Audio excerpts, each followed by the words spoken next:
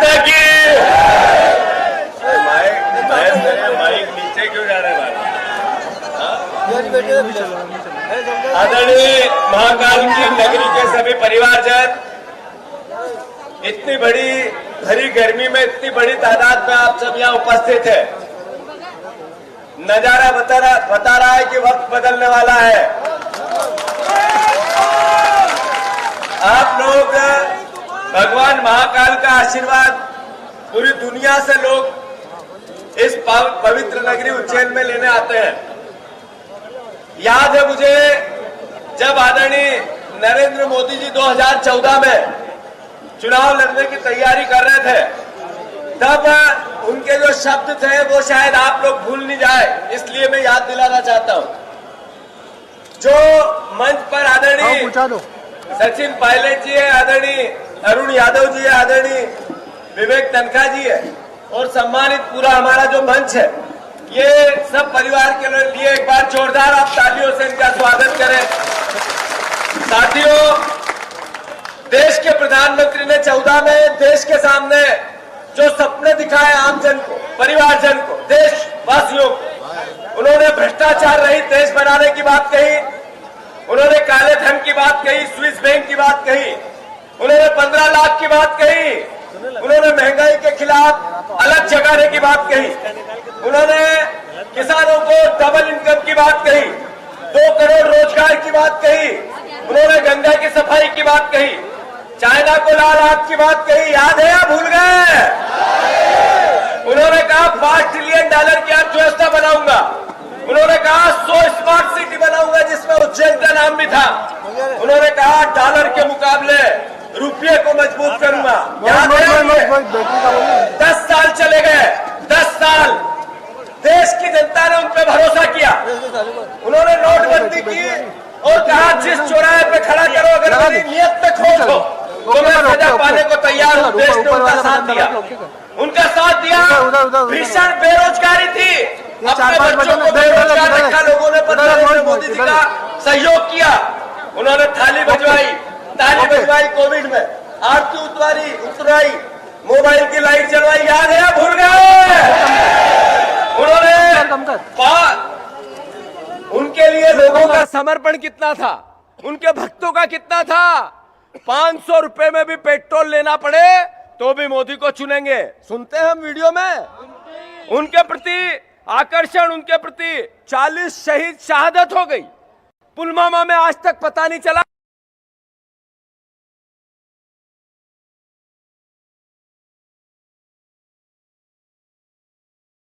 बड़े बड़े नेता बोलने लगे सेना की भावना के विरोध में। सवाल कैसे? उन 40 शहीदों की शहादत का आज तक पता नहीं चला। साथियों, जो सवाल खड़े करने के खिलाफ पूरी बीजेपी एकजुट हुई, मैं अनुरोध करना चाहता हूं कि इतने दिनों में हुआ क्या। लोगों ने जो उन्होंने कहा उस पर भरोसा किया, 10 साल तक उनके प्रति समर्पित रहे, पर देश के हाल क्या है ये याद रखना चाहिए, बताना चाहिए, मुंह में जबान लानी चाहिए। आप लोग जगह जगह जहां जाते हो, हमारे मालवा में कहावत है, मुजोरी करो, बोलते आना चाहिए, सवाल जवाब, पर तर्क से नहीं। मैं अनुरोध करना चाहता हूं, कोरोना में 1 करोड़ से ज्यादा हत्याएं हो गई सरकारी। याद है आप लोगों को? कौन सा एक परिवार जिसका रिश्तेदार नहीं गया हो, परिवार का साथी नहीं गया हो, भाई सगा, बहन, बेटी, बेटा, कोई एक न एक मौत हुई है। इसका जिम्मेवार कौन है? यही तो सरकार थी नरेंद्र मोदी की। आपको याद होगा कि 84% किसान आज कर्जदार है। बताओ ईमानदारी से, कितने लोगों ने केसीसी लोन लिया? हाथ ऊंचे करो जरा। ये किसानों के हालात है। नरेंद्र मोदी जी, आप से बेरोजगारी पहले 25 देशों आ गया है खाने पीने में सबसे महंगा, जिसमें यूरिया खाद की बोरी 50 किलो की थी, जो 400 रुपए में आती, आज 40 किलो की है और 1200 रुपए में आती है। एक परिवार जो पेट्रोल था 60 का था, बाबा रामदेव आए दाढ़ी वाले, उन्होंने कहा 30 का करवा दूंगा, कर दिया 100 का। याद है या नहीं है? भूले तो नहीं? अरे 85 रुपए का डॉलर हो गया, 58 का था अब 85 का हो गया। क्या हालात है 10 साल में। मैं अनुरोध करना चाहता हूं, हम लोगों को याद होना चाहिए कि विश्व स्तर पर कर्ज लिए जाते हैं। देश पे 50 लाख करोड़ का कर्जा था, अब देश पे 255 लाख करोड़ का कर्जा है नरेंद्र मोदी के 10 साल में। याद रखो इन बातों को। 80 करोड़ लोग रोज मुंह भर भर के भाषण देते हैं नरेंद्र मोदी, पूरी बीजेपी, यहां के लोग, मोहन यादव मुख्यमंत्री भी, वो कहते हैं हम 80 करोड़ लोगों को राशन देते हैं। मतलब 80 करोड़ लोग आपने गरीब बनाए। सही है कि गलत? फक्र महसूस होता है इनको फ्री का राशन देने में। 100 भ्रष्टाचार के खिलाफ लड़ाई थी नरेंद्र मोदी जी की। भ्रष्टाचार के खिलाफ लड़ाई में हुआ क्या कि 141 लोगों पर ईडी और सीबीआई का केस चला, 141 पर। उसमें 121 लोगों ने बीजेपी ज्वाइन कर ली और उसी में से आज एक महाराष्ट्र के नेता थे शरद पवार के भतीजे, उनकी बहू को क्लीन चिट कली दे दी कि जा 8000 करोड़ के घोटाले से तुझे क्षमा कर दिया। यह है नरेंद्र मोदी की नीयत, जिसका वो भरोसा देश को दे रहे थे। साथियों, इस 10 साल में क्या हुआ? देश की 17 सरकारें गिराई गई, 500 विधायक खरीद फरोख्त हुए, 200 सांसद इधर उधर हुए, दल बदल हुए। काला धन नरेंद्र मोदी कहते थे अच्छे दिन, तो उधर से आवाज आती थी आएंगे, याद है या भूल गए? काला धन स्विस बैंक से आना था, गांधी परिवार का था, 15-15 लाख उसी से मिलने थे। स्विस बैंक की लिस्ट नहीं आई, एसबीआई की लिस्ट आ गई। देखी ना आप लोगों ने? अरे देखी कि नहीं देखी? जिसमें कोविड, जब लोग अपने आप को समर्पित कर रहे थे, सब देना चाहते थे, तब भी नरेंद्र मोदी ने पूनावाला से 50 करोड़ रुपया भारतीय जनता पार्टी में डलवाया। अरे नरेंद्र मोदी काले धन की बात करते थे। एक कंपनी जिसकी कुल इनकम 181 करोड़, उस 181 करोड़ की कंपनी ने नरेंद्र मोदी जी और बीजेपी को 1100 करोड़ चंदा दे दिया। ये काला धन नहीं है तो क्या है? अरे 40 लोगों पे रिश्वत, ईडी सीबीआई की कार्रवाई हुई। अपने मध्य प्रदेश का भी एक शराब माफिया था, 34 करोड़ में जमानत हुई उसकी, उसने भी बीजेपी के खाते में 34 करोड़ रुपए डाल दिए बॉन्ड में। 500 करोड़ रुपए बीजेपी के हिसाब में ही नहीं मिले। कहा कहां से आए 500 करोड़? तो कहा हमारे ऑफिस के सामने कोई फेंक गया था, उससे आए। ये काला धन नहीं है तो क्या है? ये रिश्वत नहीं है तो क्या है? ये ब्लैक मनी नहीं है तो क्या है? देश ने भरोसा किया नरेंद्र मोदी जी पर। मिजोरम में बहनें नंगी घुमाई जा रही है, उनके साथ चीरहरण हो रहा है। ये देश बनाया नरेंद्र मोदी जी ने। मैं अनुरोध करना चाहता हूं, सूरत, याद रखना ये बात बहुत गंभीर है। देश कैसा बनाना चाहती है भारतीय जनता पार्टी और नरेंद्र मोदी? सूरत एक शहर है गुजरात में, वहां सांसद निर्विरोध हो गया। ये भैया झंडा थोड़ा पीछे कर लो। निर्विरोध हो गया। उस सांसद ने, सारे प्रत्याशी थे, उनसे नामांकन वापस ले लिए। वो निर्विरोध हो गया। बीजेपी ने कहा एक का खाता खुला। अब उस जनता का क्या दोष है जो वोट से सरकार चुनना चाहती है, वोट से जनप्रतिनिधि चुनना चाहते हैं, जो वोट डालकर अपने मत का अधिकार, अपना मौलिक अधिकार निभाना चाहते हैं? उस जनता की क्या गलती थी? देशवासियों, उज्जैन वासियों, बहुत मर्म की बात है, देश के प्रधानमंत्री देश में आने वाले समय में चुनाव ही नहीं हो, लोकतंत्र का शासन ही नहीं हो, ऐसा देश बनाना चाहते हैं। अरे 75 साल अमृत महोत्सव, ऐसा देश बनाएंगे, वैसा देश बनाएंगे, विश्व में नंबर 1 देश बनाएंगे। देश में विश्व का ग्लोबल नेता है नरेंद्र मोदी। ऐसी बीजेपी भाषा बोलती है, ऐसी बीजेपी भाषा बोलती है। और उस ग्लोबल लीडर ने 75 साल में बहस करवा दी कि संविधान की रक्षा करना है, लोकतंत्र की रक्षा करना है, आरक्षण की रक्षा करना है। बहस क्या है देश में? आरक्षण की रक्षा करना है, मत के अधिकार को बचाना है। अरे ये मीडिया दिन रात मेहनत करती है। लोकतंत्र को जिंदा रखने की सबसे बड़ी जिम्मेवारी विपक्ष के साथ साथ, जनता के साथ साथ मीडिया पर भी है। इन पर गोदी मीडिया, मोदी मीडिया आरोप लगते हैं। मोदी मीडिया, गोदी मीडिया का आरोप अच्छा नहीं लगता है, लगाना कांग्रेस को भी अच्छा नहीं लगता है, विपक्ष को भी नहीं लगता है। पर सवाल यह है देश कैसा बना? नरेंद्र मोदी ने हालात कैसे पैदा कर दिए? आप देखो कि जिस देश में फ्रीडम नहीं हो बोलने का, लिखने का, संवाद करने का, कमियां बताने का, अरे मीडिया का काम है विपक्ष की कमी भी बताती है, सत्ता पक्ष की बताती है। अभी अनिल फिरोजिया के लिए महेश ने इतनी बातें कही, मीडिया भी कई भूमि घोटाले में विपक्ष के साथ मिलकर इन घोटालों का पर्दाफाश किया। भला किसका हुआ? देश का हुआ, उज्जैन का हुआ। सामने तस्वीर आई, मीडिया के फ्रीडम पर पहरा लगने लगे। ऐसा देश बनाना चाहते हैं नरेंद्र मोदी। मैं इतना ही कहना चाहता हूं कि कांग्रेस पार्टी ने निर्णय लिया है 5 न्याय का। याद रखना, ये वीडियो सब जगह जाना चाहिए।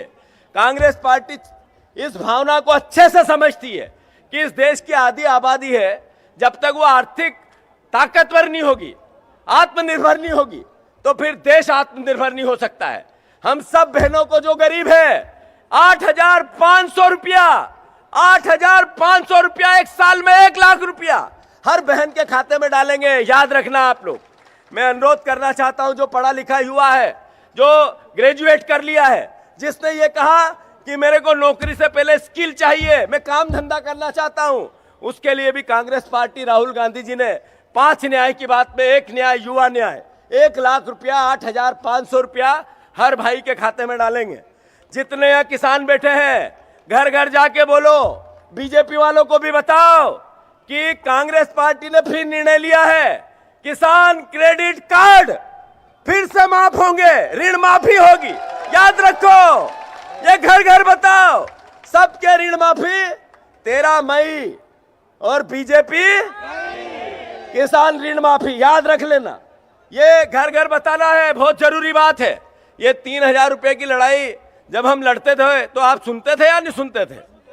अरे बोल के बताओ भैया, 3,000 का गला फट गया था। जो 3,000 रुपए गेहूं जिसको फिर बेचना हो, अभी तो 2,250 किया, 5 लाख कुंटल गेहूं खरीदा, 5 लाख मेट्रिक टन गेहूं इस सरकार ने खरीदा ही नहीं, और गेहूं 2,200 से ऊपर बिकेगा ही नहीं। बहनों के साथ 3,000 का धोखा शिवराज जी और मोहन भैया ने किया ही है। मैं मानता हूं कि 3,000 गेहूं जिसको बेचना है, बिना कहे पार्टी चाहे जो हो, पर सरकार पंजे की हो, सांसद महेश परमार हो। याद रखना। मैं अंत में इतना ही कहना चाहता हूं कि सचिन पायलट जी एक ऐसे नेता है जो पूरे देश में युवा इनसे आकर्षित होते हैं। ये जब जिस विधानसभा या लोकसभा में जाते हैं तो 100% वो सांसद या विधायक बनता है। महेश उसका उदाहरण है। आज वो हमसे बात करने, इनके पिताजी, जिनकी अरुण भैया ने जिक्र किया अभी, वो किसानों के नेता थे। वो किसान के सर्वहारा वर्ग की लड़ाई लड़ते थे, और कोई पार्टी का व्यक्ति हो उनके लिए पॉजिटिव रहता था, अच्छे इंसान के रूप में उनकी गिनती। अभी नितिन गडकरी के लोग कहते हैं यार बीजेपी का है तो भी आदमी भला है, कहते हैं नहीं कहते? ऐसे ही सचिन पायलट जी के पिताजी आदरणीय पायलट साहब के लिए भी कहते थे। ये आपसे अपील करने आए हैं, जो किसान है, जो परिवार का साथी खेतीहर है, जो अपने बच्चों को खेती से लखपति बनाना चाहता है, अरबपति, करोड़पति बनाना चाहता है, एक किसान का बेटा आपके बीच में अपील करने आया। उनके सम्मान को रखना है हम लोगों। और अंत में अनिल फिरोजिया जी को मैं एक दिन कह गया था अपने काचरोद में, तो उन्होंने कहा, मैंने सुना, ये कर दूंगा, वो कर दूंगा, वो कर दूंगा। अरे भैया, आप मेरा उज्जैन का कुछ नहीं कर सके। उज्जैन का, अच्छा इतना बताओ, मैं जो झूठ बोले उसको भोलेनाथ की सौगंध है। अनिल फिरोजिया सांसद बना, उसके बाद कितने लोगों से मिला? हाथ ऊंचे करो। अच्छा चलो, आपसे नहीं मिला, कोई बात नहीं। आपके गांव में तो आया होगा। अच्छा चलो, आपके गांव में भी नहीं आया, कोई बात नहीं। अरे मौत मैयत में तो आया होगा। अच्छा, मौत मैयत में भी नहीं आया, शादी में तो आया होगा। वो तेरी, कहीं भी चलो, सांसद है, बड़ा पद था, ये सब माफ कर देना उनको। आप, अच्छा तुम्हारा गांव में कहीं कहीं 50 करोड़ रुपया 5 साल में मिला, तो कहीं 1-2 लाख तो दिया होगा, वो भी नहीं दिए। अच्छा चलो कोई बात नहीं, ये पत्रकारों से पूछना चाहता हूं मैं। पत्रकार भाइयों, ये यहाँ तो इनने फेल कर दिया इनको।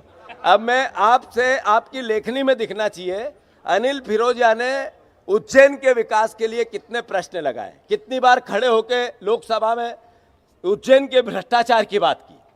उन्होंने कितनी बार यहाँ जो झगड़ा चल रहा था जो सीएस की जमीन का, उसको लेके कुछ लोकसभा में प्रश्न चिन्ह लगाए क्या?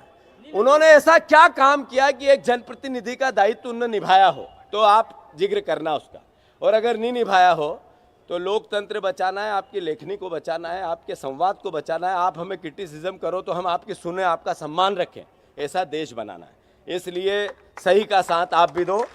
अंत में मुख्यमंत्री जी का अपना गृह क्षेत्र है। मोहन यादव जी हर हफ्ते यहाँ आते हैं, चाय पीते हैं, पान खाते हैं, कहीं किसी के यहाँ रात को चले जाते हैं, अच्छी बात है। और ये भी अच्छी बात है कि जिस शहर का मुख्यमंत्री होता है उस शहर को भी गौरव होता है। इसमें किसी प्रकार का कोई हम नेगेटिव बात करें ठीक नहीं है। पर मोहन यादव जी, आप यहाँ के मुख्यमंत्री है तो यहाँ शराब माफिया बेखौफ क्यों घूम रहा है, उसकी लगाम क्यों छूट गई? इसका उत्तर तो प्रदेश की और उज्जैन की जनता मांगती है। कौन है शराब माफिया? मोहन यादव जी ये भू माफिया उज्जैन से इंदौर पहुंच गया, वहां पे भी काम चल रहा है। आप यहां मुख्यमंत्री हो तो ये भू माफियाओं की लगाम क्यों छूट गई, इसका उत्तर दो। अरे आपको बताना पड़ेगा कि आप यहां मुख्यमंत्री हो। मुख्यमंत्री क्या होता है बताऊं? सिर्फ आदमी को औरत और औरत को आदमी नहीं बना सकता है, बाकी सब काम कर सकता है, याद रख लेना। अरे एक लाइन महाकाल के भ्रष्टाचार की अगर मुख्यमंत्री जांच की लिख दे तो कल हो जाए जिसकी मूर्तियां उड़ी थी हमारे महाकाल लोक की। मैं अनुरोध करता हूं मोहन यादव जी, आप मुख्यमंत्री बने, आपको विधायकों ने नहीं चुना, आपको जनता ने भी नहीं चुना, आपको पर्ची ने, मोदी जी की पर्ची ने चुना। तो मैं अनुरोध करता हूं कि आप महाकाल लोक की आप जांच क्यों नहीं कराते हो, आप भ्रष्टाचार की जांच क्यों नहीं कराते हो? क्या कारण है कि उज्जैन के आप गृह मंत्री भी प्रदेश के हो, बीजेपी के सरपंच की उसकी पत्नी की हत्या हो गई, अपराध बेखौफ है, अपराधी बेखौफ है। इसलिए मुख्यमंत्री से सवाल बनते हैं या नहीं बनते हैं? अरे बनते हैं कि नहीं बनते हैं? और मैं, चेतन छोटा भाई है मेरा, मैं सभी जितने चुनाव लड़े हो, चाहे मुरली मोरवाल जी हो, चाहे हमारी माया भाभी हो, चाहे हमारे दिलीप भैया वहां से चुनाव लड़ रहे हो, और चाहे ये दो है ना, दो लोग उधर गए हैं, इनको खुद को पता नहीं है कि हम क्यों गए हैं। सुनो, इनको खुद को पता नहीं है कि ये क्यों गए हैं। अब वहां जाके हम तो, आओ भाई साहब भी आते तो यहां बिठाते सचिन पायलट जी के पास। जब तक मैं अध्यक्ष हूं ऐसे दोगले लोगों के लिए पार्टी में जगह नहीं है, याद रख लेना, याद रखना। और अंत में महेश, मैं अपना भाई है, परिवार का है, तेज है, बहुत शार्प है, पर ऐसा व्यक्ति जो नेतृत्व करने वाला है, जिसमें क्षमता है अपनी बात कहने की, लड़ने की। अभी महापौर के चुनाव जीता था, प्रशासन ने हराया, यही मोहन यादव उसमें अभियुक्त है। सही है कि गलत? अगर महापौर के चुनाव का बदला लेना हो, उज्जैन के विकास में 4 चांद लगाना हो, अगर इस प्रदेश की, उज्जैन की इस महाकाल की नगरी को भ्रष्टाचार रहित बनाना हो, विकास सहित बनाना हो, तो फिर महेश परमार से अच्छा कैंडिडेट नहीं हो सकता था। मैं अनुरोध कर रहा हूं कि महेश परमार घर घर नहीं जा सकते, अपनी 5 गारंटियां लेके आपको एक एक घर जाना पड़ेगा। तैयार हो कि नहीं हो? भारत माता की जय, जय महाकाल राजा की। धन्यवाद।